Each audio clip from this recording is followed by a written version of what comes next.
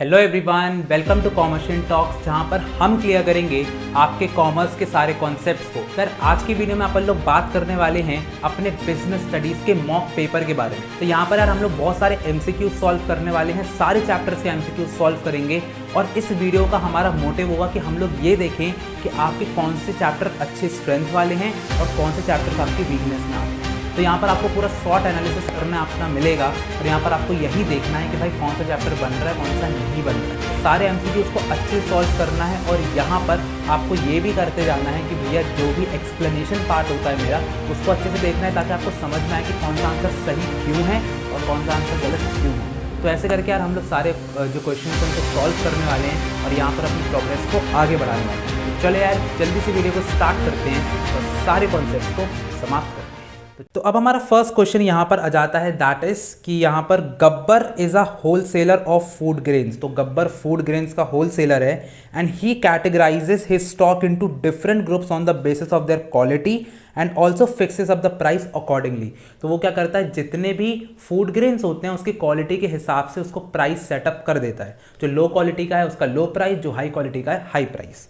अब यहाँ पर हमको आइडेंटिफाई करना है the type of marketing function जो कि यहाँ पे यूज हुआ है। ठीक है, तो सबसे पहले बोला गया है physical distribution, second is transportation, third is warehousing and fourth is standardisation and grading.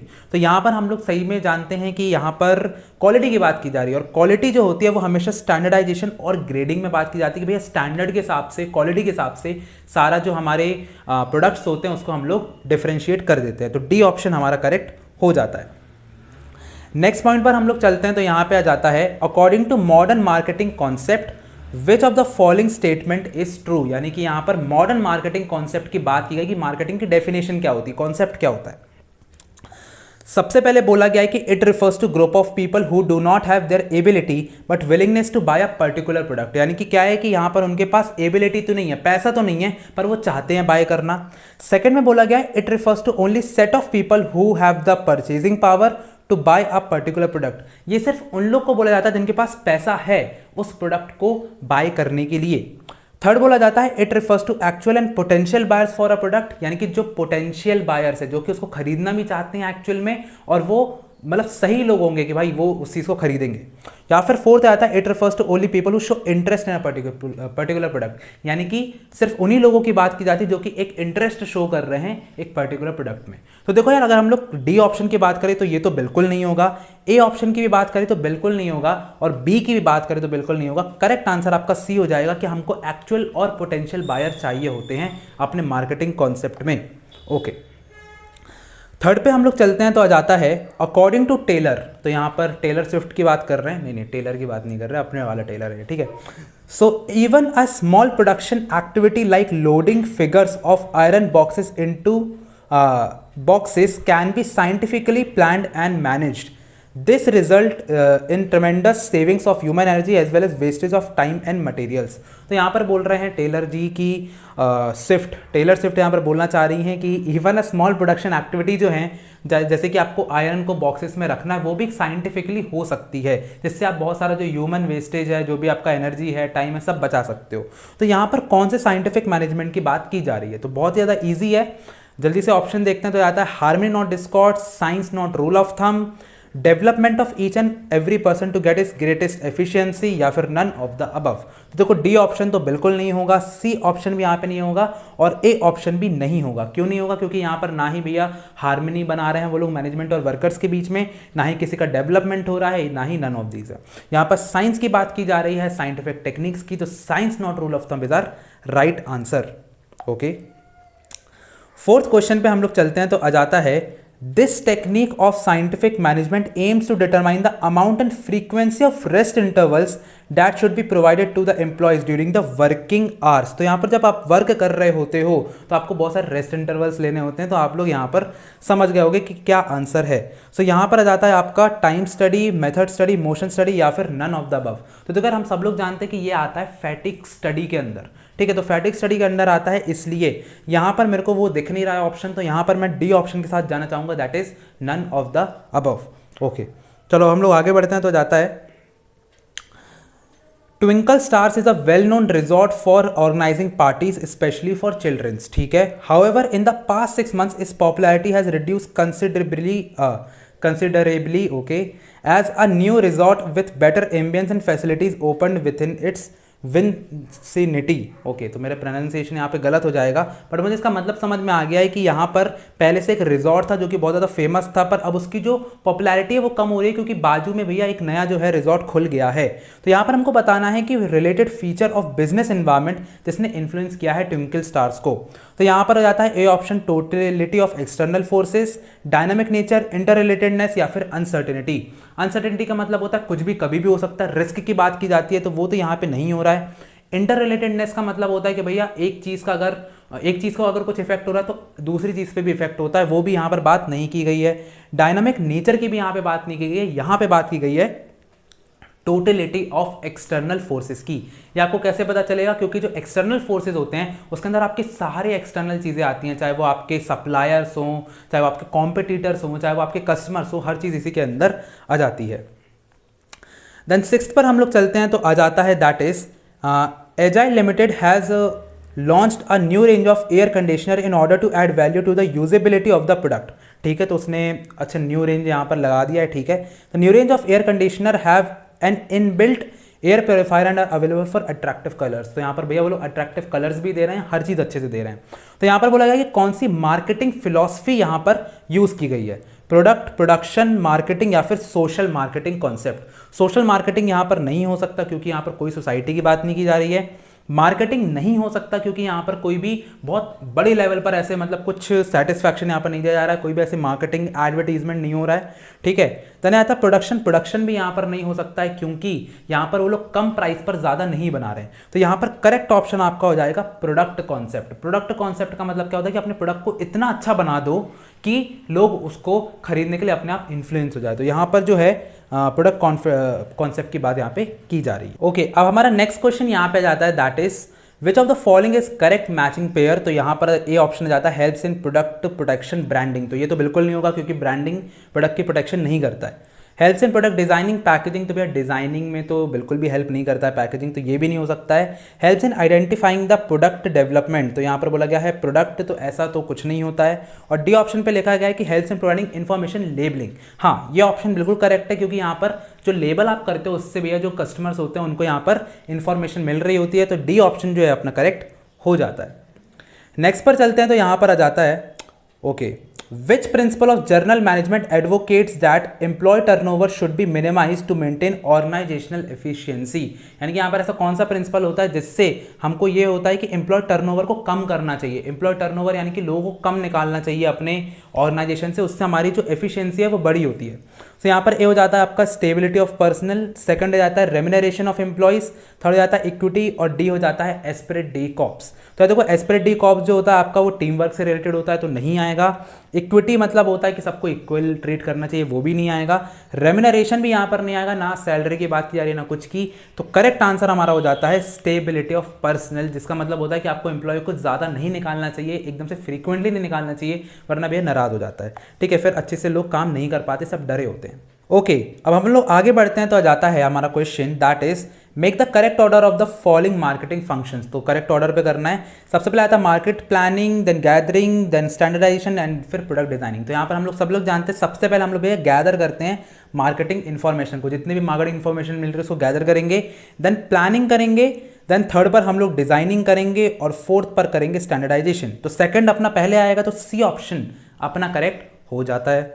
चलो आगे बढ़ते हैं तो आ जाता है DigiLocker is country's first secured and closed cloud-based platform for the storage, insurance and verification of documents with the driving license and vehicle registration system of the Road Transport Ministry.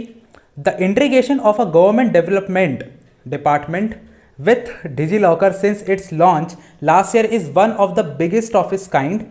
It will spare one people the trouble of carrying license and vehicle papers, which can be accessed on the phones using the DigiLocker app. Identify the related dimension of business environment.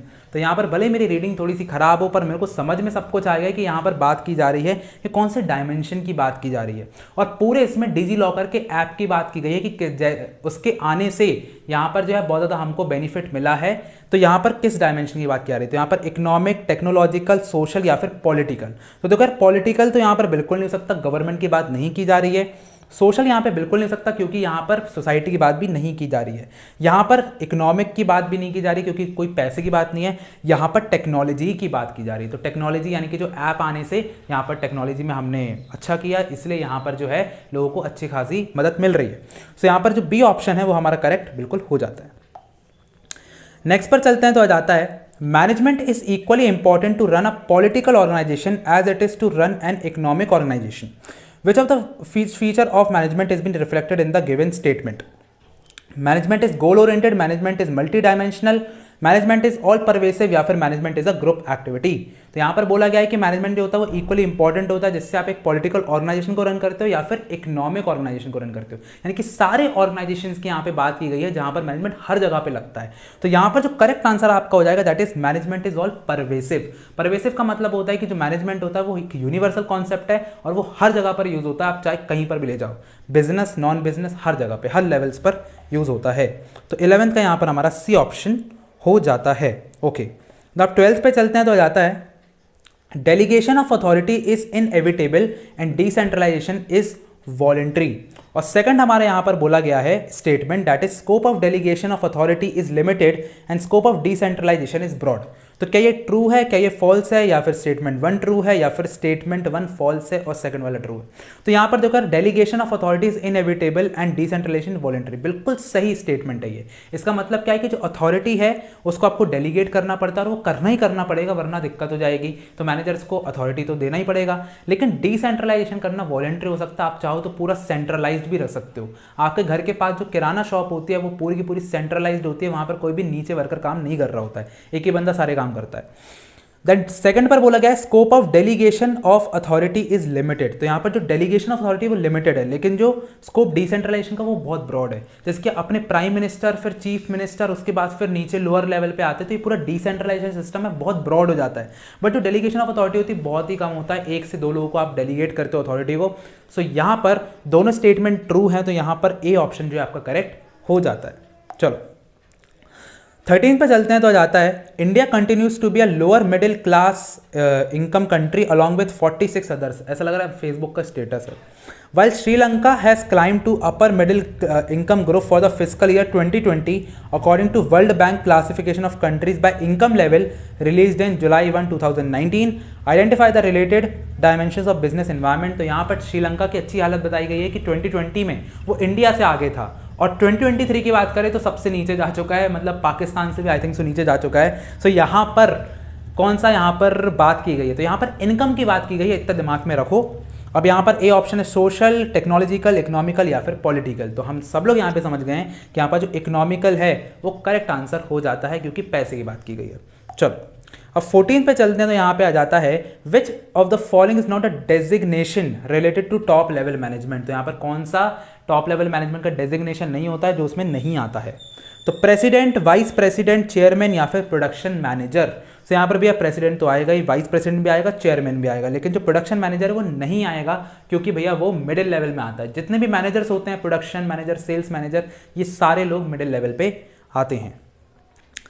अब आगे जाते हैं हम लोग 15th question पे। तो यहाँ पे जाता है 2 friends Ramesh Singh and Krishna Gopal are working as managers in different companies. ठीक है, one Sunday both of them talking set off on travelling, both of them began talking about the activities going on the respective companies. ठीक है, तो यहाँ पर normally ये para था, अब आगे से पढ़ते हैं। Mister Ramesh said that during those days he was busy with the job of planning function of management. तो वो प्लानिंग फंक्शन कर रहे थे मैनेजमेंट का। Also, he told that he was planning in such a way that the other managerial functions should be completed under the framework of plans prepared by him। यानी कि ऐसे planning करो कि बाकी की चीज़ें अपने आप ही कंप्लीट हो जाए, बाकी की चीज़ें अपने आप हो जाए, ऐसे प्लान्स बनाओ। So identify the feature of planning discussed in the above case. पहला ऑप्शन हमारा यहाँ पे जाता है planning focused on achieving objective, B आ जाता है planning is the primary function of management, C आ जाता है प्लानिंग इज परवेसिव, या फिर डी आ जाता है प्लानिंग इज कंटिन्यूअस। तो यहाँ पर जो अपना करेक्ट ऑप्शन हो जाता है that is planning is primary function of management, क्योंकि यहाँ पर वो क्या बोल रहे हैं कि ऐसे प्लानिंग करो प्राइमरली कि बाकी के जो सेकेंडरी फंक्शन है वो अपने आप हो जाए। सो यहाँ पर जो है बाकी ये पहली चीज़ होती है, तो ये बिल्कुल करेक्ट आंसर हो जाता है बी। नाउ नेक्स्ट पर चलते हैं, तो आ जाता है which of the following is not an element of delegation. Delegation का कौन सा एलिमेंट नहीं है? तो यहाँ पर रिस्पॉन्सिबिलिटी बिल्कुल है, अथॉरिटी भी है, अकाउंटेबिलिटी भी है, लेकिन डिसेंट्रलाइजेशन नहीं है। So D is your right answer. अब 17 से 19 तक हमारी जो है एक बड़ी केस स्टडी है और इस पर हमको 17वां, 18वां और 19वां क्वेश्चन करना पड़ेगा। तो ध्यान से देखते हैं कि यहाँ पर क्या बोला गया है। तो यहाँ पर बोला गया है कि Anil is a managing director in a toy manufacturing company. तो टॉय मैन्युफैक्चरिंग कंपनी में एक बहुत बड़े डायरेक्टर हैं। He decided to set up a manufacturing unit of his company in the rural area of Bihar where job opportunities are less, यानी कि यहाँ पर जॉब अपॉर्चुनिटी बहुत ज़्यादा कम है। He believes that in using environmental friendly methods of production and aims at giving employment opportunities to the disadvantaged section of the community. Okay तो उन्होंने क्या सोचा कि भैया यहाँ पर इन्वायरमेंटली फ्रेंडली मेथड्स यूज़ करने चाहिए और जो सोसाइटी है, मतलब जो सोशल एक्टिविटीज़ है वो ज़्यादा करना चाहिए, लोगों को एम्प्लॉयमेंट देना चाहिए। As a manager he aims at reducing cost को रिड्यूस कर रहे हैं, यानी कि एफिशिएंसी की बात की जा रही है। इंक्रीज कर रहा है प्रोडक्टिविटी को थ्रू बेटर प्लानिंग, ठीक है, बेटर प्लानिंग भी कर रहे हैं, ऑर्गेनाइजिंग भी कर रहे हैं, डायरेक्टिंग कंट्रोलिंग सब कुछ कर रहे हैं। Anil considers human resource as the greatest asset of the company. तो यहाँ पर मैनेजमेंट ऑफ पीपल की बात की जा रही है। Getting work done through others is a major task of the manager as per the views of Anil. As a manager Anil believe that his task is to make workers towards achieving the organisational goals. तो बहुत बड़ी case study थी, तो यहाँ पर सारी चीज़ें उन्होंने, मतलब इतनी सारी पूरा मैनेजमेंट चैप्टर यहाँ पे बोल दिया है। तो चलो देखते हैं कि यहाँ पर क्या बात की जा रही है। 17वां क्वेश्चन आ जाता है identify the level of management eight which Anil is working. तो यहाँ पर कौन से लेवल पर जो है अनिल वर्क कर रहा है। ओके सो यहाँ पर top level, middle level, lower level या फिर सुपरवाइजरी। तो यहाँ पर भी इतने सारे प्लान्स बना रहा है, इतना कुछ कर रहा है और यहाँ पर ऊपर ही दिया गया है कि Anil is a managing director. तो मैनेजिंग डायरेक्टर है, तो यहाँ पर करेक्ट आंसर आपका क्या हो जाता है, top level management. Okay then 18th वाले क्वेश्चन पे चलते हैं, तो जाता है identify the objective of management discussed in the given case. कौन सा ऑब्जेक्टिव की बात की जा रही है, इकोनॉमिक, ऑर्गेनाइजेशनल, सोशल या फिर पर्सनल। तो एक बार अपन लोग चलते हैं और देखते हैं किसकी बात की जा रही है। तो अगर मैं ध्यान से देखता हूं एक बार, ओके तो यहाँ पर अगर हम लोग ऊपर से चलते हुए देखते हैं तो सबसे पहले यहाँ पर क्या बात की गई थी कि यहाँ पर जॉब अपॉर्चुनिटीज़ बहुत कम है और वो बिलीव भी करता था कि जॉब अपॉर्चुनिटीज़ ज़्यादा बढ़ाना है। तो जब भी जॉब अपॉर्चुनिटीज़ की बात आती है और इन्वायरमेंटल फ्रेंडली चीज़ों की बात आती है तो सोसाइटी के बारे में चीज़ें हो रही हैं और सोसाइटी के बारे में हो रही है, तो यहाँ पर सोशल इन्वायरमेंट जो है या फिर सोशल ऑब्जेक्टिव जो है वो यहाँ पर करेक्ट आंसर हो जाता है। क्लियर है, चलो आगे बढ़ते हैं। 19 पर हमारा आ जाता है as a manager he aims at reducing cost and increasing productivity, यानी कि वो कॉस्ट को रिड्यूस करेगा, इंक्रीज करेगा प्रोडक्टिविटी का। तो यहाँ पर कौन से इंपॉर्टेंस की बात की गई है ये मैं आपको बता चुका हूँ। तो यहाँ पर करेक्ट आंसर सीधे सीधे हमारा सी हो जाता है, that is management increases efficiency. Okay चलो 20th क्वेश्चन पे अब हम लोग चलते हैं, तो क्या जाता है, फिर से केस स्टडी है। Mister Sanjeev Gupta decided to double the production of the company. Now he is going to translate a decision into reality. ठीक है भैया, यहाँ पर बहुत प्रोडक्शन बढ़ाने वाला बंदा। He is also thinking how many extra machines, additional workers will be required to achieve the production target. His dream will be possible realise only of the arrangement of extra sources is done. Which stages of planning process is being completed by mister Gupta in the above event. तो यहाँ पर क्या बोला गया है कि यहाँ पर उनको डबल करना है प्रोडक्शन को। इसके लिए वो क्या करेंगे, एक्स्ट्रा मशीन्स लेकर के आएंगे, ठीक है, और यहाँ पर प्रोडक्शन टारगेट को यहाँ पर अचीव करेंगे। उनका ड्रीम है ये, जो कि उनको रियलाइज करना है। तो यहाँ पर 20th का आंसर क्या हो जाएगा, तो देखो यार अपन ध्यान से देखेंगे, evaluating alternative courses, selecting alternative, implementing the plan या फिर फॉलो अप एक्शन। तो यहाँ देखो यार फॉलो अप एक्शन तो बिल्कुल नहीं हो सकता है, क्योंकि यहाँ पर काम खत्म नहीं हुआ है अभी हमको कुछ भी फॉलो अप नहीं करना, अभी काम खत्म नहीं हुआ है। अभी वो क्या कर रहे हैं, हर चीज़ को इम्प्लीमेंट कर रहे हैं, अगर आप ध्यान से देखो तो। ठीक है, तो यहाँ पर जो करेक्ट आंसर हो जाएगा that will be implementing the plan, बाकी कोई भी नहीं होगा। अब 21st क्वेश्चन पे हम लोग चलते हैं, तो यहाँ पे आ जाता है Indigo limited has a staff of 300 people will be grouped into different departments. तो 300 लोग अलग अलग डिपार्टमेंट पे यहाँ पे ग्रुप हो जाएंगे। The organisational structure depicts that 100 people work in production department, 115 in finance department, 20 in technological department, 13 human resource department. Identify the type of organizational structure being followed in the company. Functional, divisional, informal या फिर none of the above. तो यहाँ पर जब भी लोगों को divide किया जाता है on the basis of activity, जिसकी फाइनेंस हो गया, प्रोडक्शन हो गया, तो वो हमेशा फंक्शनल डिपार्टमेंट होता है, फंक्शनल स्ट्रक्चर होता है। तो यहाँ पर ए ऑप्शन आपका करेक्ट हो जाता है। चलो 22 पे हम लोग चलते हैं, तो यहाँ पे आ जाता है Shaukeen Ahmed is working as a leading employ at lower level management in Balaji Udyog limited. ठीक है, तो लीडिंग एम्प्लॉय है, लोअर लेवल मैनेजमेंट में है। According to one plan he has to prepare 100 units of high quality of one item in a day and every unit should not cost more than 500। तो यहाँ पर क्या बोला गया है कि उसको 100 यूनिट्स प्रिपेयर करना है एक दिन के अंदर, और एक यूनिट 500 से ज़्यादा की नहीं होनी चाहिए। यहाँ पर रुपयों की बात की जा रही है। When the work actually started it was learn that the desired goods can not be prepared within the day, but due to sudden inflation in the raw material average unit cost was 550। यानी कि जो 500 रुपये लगना था, 550 रुपये की एक unit यहाँ पे बन रही है, यानी कि कॉस्ट यहाँ पर बढ़ गया है। तो now mister Shaukeen is in fix and what to do not. यहाँ पर बोला गया कि यहाँ पर लिमिटेशन ऑफ प्लानिंग क्या होगा। ठीक है, तो पहले क्या प्लानिंग की गई थी कि भैया 500 रुपये में आपको एक यूनिट बनाना है, पर जब आपने एक्चुअल में काम किया तो 550 रुपये वहाँ पे लग रहा है, तो आपकी कॉस्ट बढ़ गई। अब शौकीन क्योंकि वो भैया एक लोअर लेवल मैनेजर है, वो कुछ नहीं कर सकता, तो अब यहाँ पर क्या हो जाएगा, planning leads to rigidity, planning may not work in dynamic environment, planning reduces creativity, या फिर प्लानिंग इन्वॉल्व्स ह्यूज कॉस्ट। तो मेरे हिसाब से यहाँ पर क्योंकि आपने पहले से एक प्लान बना लिया था, उसके कारण अब आप उसको चेंज नहीं कर सकते, आपको 550 में, मतलब जो 550 उसमें ही करना पड़ेगा। तो यहाँ पर ए ऑप्शन करेक्ट हो जाता है, that is planning leads to rigidity. अब आप रिजिड हो चुके हो, अब आपको एक बार आपने अगर पहले से ही 550 रुपये का प्लान बनाया होता तो सही रहता, अब आपने 500 को बनाया तो आपको ज़्यादा कॉस्ट लग रही है। 23 पे चलते हैं, तो आ जाता है making assumptions for future is called making derivative plans, making policy, setting planning premises, या फिर ऑल ऑफ द अबव।